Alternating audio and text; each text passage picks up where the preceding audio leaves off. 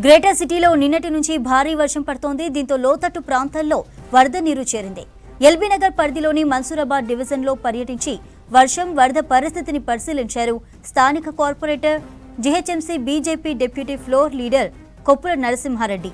భారీ వర్షాలతో లోతట్టు ప్రాంతాలలో వరద చేరిందని చెప్పారు. వివిధ శాఖల అధికారులు జాగ్రత్తలు తీసుకోవాలని ఆదేశించారు. సిటీకి మరో 2 రోజుల రెయిన్ అలర్ట్ ఉన్న కారణంగా పబ్లిక్ అవసరమైతేనే బయటకు రావాలని సూచించారు కొప్పుల.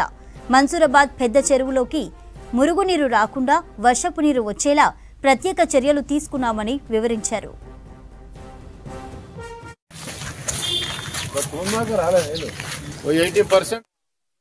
ఉన్నటువంటి ఎఫ్టీఎల్ అంతా కూడా సాఫ్ చేయడం జరిగింది. ముళ్ళ చెట్లు తీసినాము.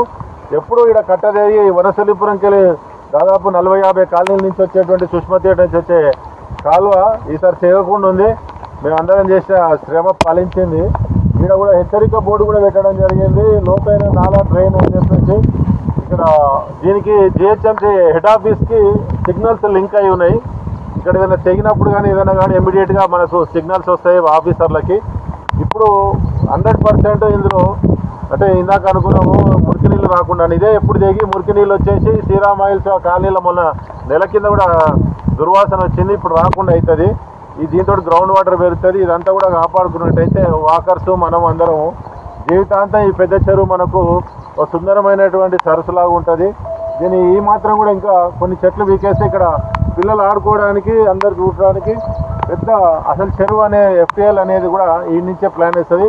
ఇంకా 2-3 రోజులలో మొత్తం కూడా పీకేస్తాము. దీనికి సహకరిస్తున్నట్టు వాళ్ళందరికీ కూడా జిహెచ్ఎంసీ అధికారులకి మళ్ళీ మన కాలనీ చుట్టుపక్కల వాళ్ళందరూ కూడా ప్రత్యేకంగా ధన్యవాదాలు.